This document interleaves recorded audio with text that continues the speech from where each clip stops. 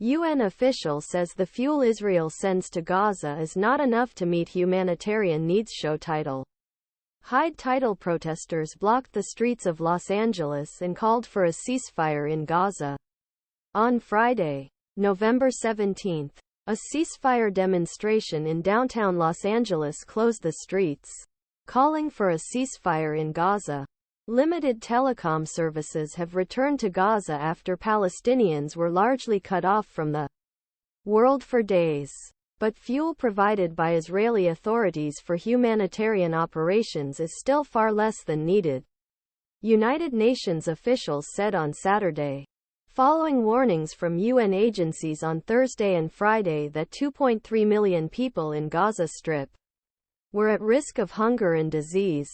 Israeli authorities have approved only half of the daily minimum fuel requirement, according to top UN Commissioner for Palestinian Refugees, Philippe Lazzarini. The UN Commissioner for Palestinian Refugees said in a statement that meeting the basic needs of civilians, keeping desalination plants and sewage pumps running, as well as refueling aid trucks, ambulances and communications services, was far from sufficient. We call for adequate, regular and unconditional fuel distribution to sustain all our critical life-saving activities in the Gaza Strip, Lazzarini said.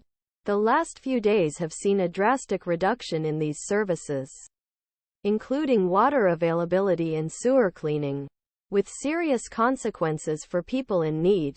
On Friday, Israel agreed to allow 2 tankers carrying about 60,000 liters of fuel into Gaza each day.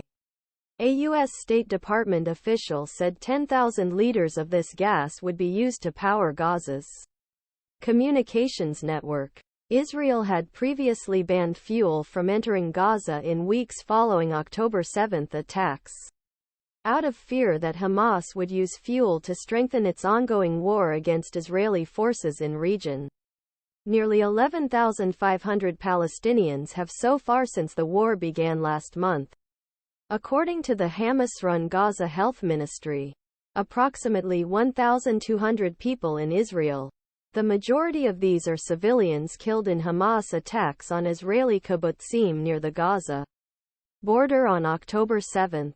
Improvements. The head of the World Health Organization said the deplorable situation at Shifa Hospital in Gaza was unbearable and unjustifiable in recent days. Israeli forces searched Gaza's largest hospital for a Hamas command center, while patients, staff and displaced people fled the area amid dozens of people, including babies, when hospital generators ran out of fuel, according to the UN. On Saturday, Ghebreyesus said that WHO officials assessing healing facilities saw a hospital that could no longer operate without water, food, electricity or fuel and had run out of medical supplies.